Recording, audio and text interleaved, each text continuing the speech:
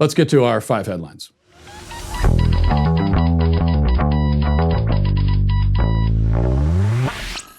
All right, remember when we were told that the rioting in Portland was all in response to the presence of federal agents? Even though it started before the federal agents got there, it was still because of them somehow. It was their fault. And that as soon as they left, the rioting would go away. That's what we were told. Of course, many problems with that logic from the beginning. You would have to have the IQ of a spatula to have believed it to begin with. But if you do have the IQ of a kitchen utensil and you actually believed that the rioting would stop because law enforcement left, then this footage will be very shocking to you. Watch.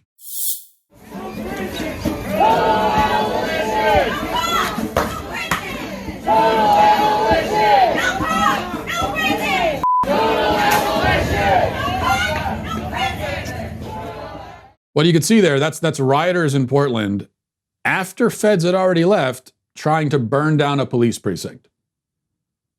So I not very peaceful. Not very peaceful.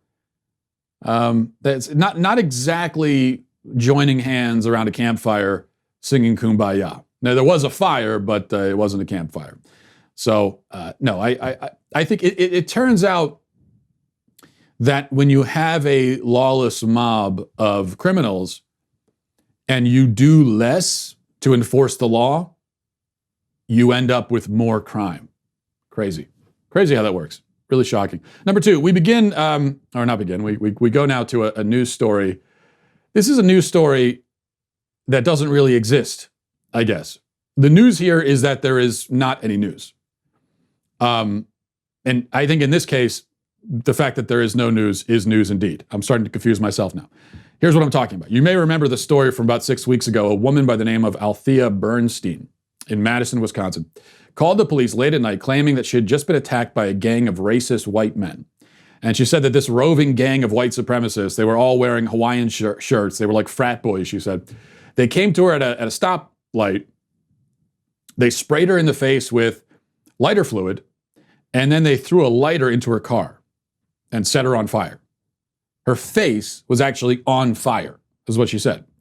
Now, this was huge news when it happened. It was reported everywhere. I heard it all over the place. Meghan Markle even reached out to Bernstein to express her condolences. It was a pretty big deal. And sure, I mean, if something like that happens, of course it's a big deal. You got a group of murderous bigots patrolling the streets of an American city, literally trying to burn women alive in the middle of the street. That's a big deal.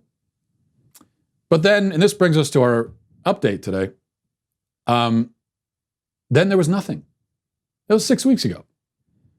And it was a big story for a few days, and then it just disappeared. Madison police said they were investigating the attack, then the feds got involved, and this is all good because it happened at an intersection in a major city, so there has to be cameras all over the place and witnesses. Surely these flame-throwing racists are on tape. Someone else must have seen them also. I mean, it should be pretty easy to track them down. Yet 6 weeks later, we've heard nothing about this case. Nothing. Not a word. I mean, it really makes you think. In fact, I went to Google and I searched for Althea Bernstein. I searched her name. News stories from the last week. Zero reporting. Not one story on the entire internet was published in the last week about this case. Isn't that pretty strange? I mean, it's almost like this story vanished into thin air, and so did the white boys with the lighter fluid and the lighter that somehow could stay lit when they threw it. Now, let's just imagine. Crazy thought. But let's just thought experiment. Let's imagine that possibly the white boys vanished into thin air and nobody ever noticed them except for her. And they weren't recorded by any camera as far as we know.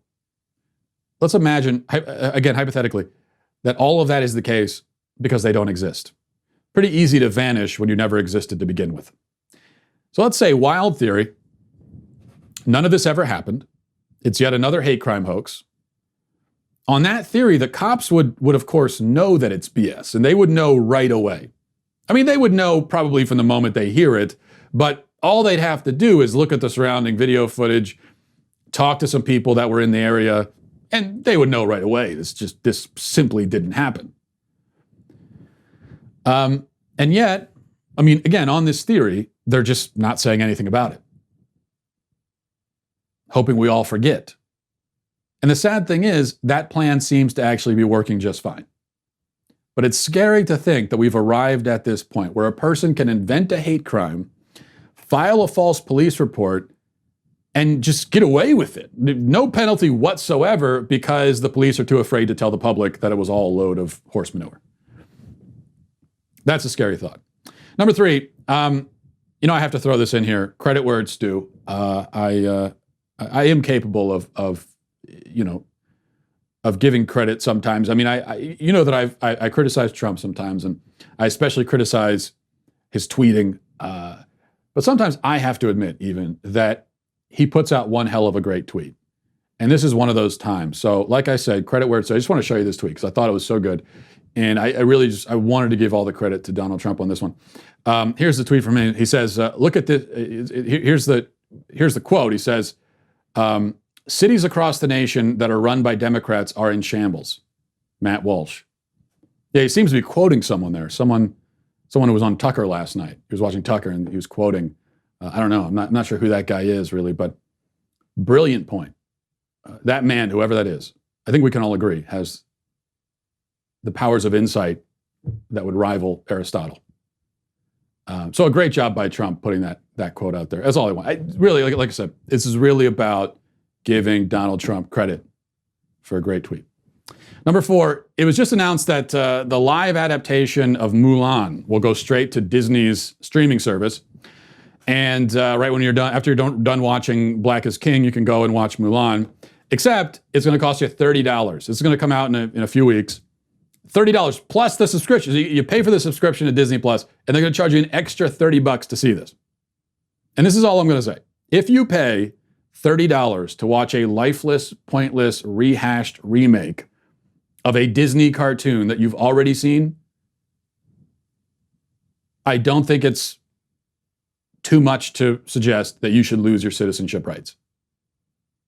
And I don't even say that ironically. I would, with all sincerity, support a policy that stripped you of your constitutional rights, all of them, for paying $30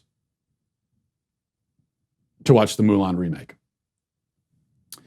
Number 5, just a policy proposal I'm throwing out there if anyone wants to run with it. Number 5, finally, Oprah Winfrey, who we should note is worth $2 billion, spoke out this week against the scourge of white privilege.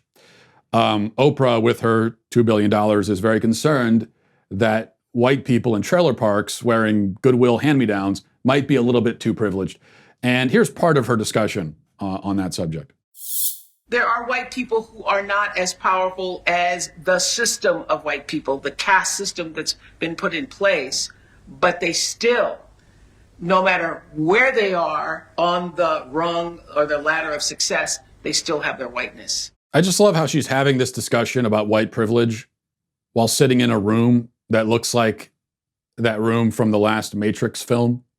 She's literally controlling the whole Matrix from that room, and yet complaining about other people having privilege. This is weapons grade irony right here. I really, what I really like to imagine is her shouting something like, white people are too privileged, and then walking directly into her 98-room mansion, tossing her $40,000 coat made of the skins of albino seals at her butler, petting her Siberian tiger, and then just heading to her gold-encrusted bathtub filled with champagne and caviar and jumping in. That's how I imagine that Oprah Winfrey must live.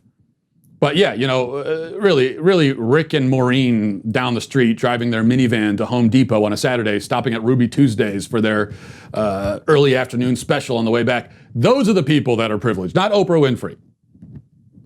Those people, sure. We make a joke out of it, but it's because it is a joke. You see the farce that this white privilege concept has become. That now even the richest woman in America, one of the richest in the world, is complaining about other people having privilege. It's just fantastic. Hey, you right there. Hit the subscribe button right now. Do it right now. I thank you for your compliance. It's somewhat appreciated.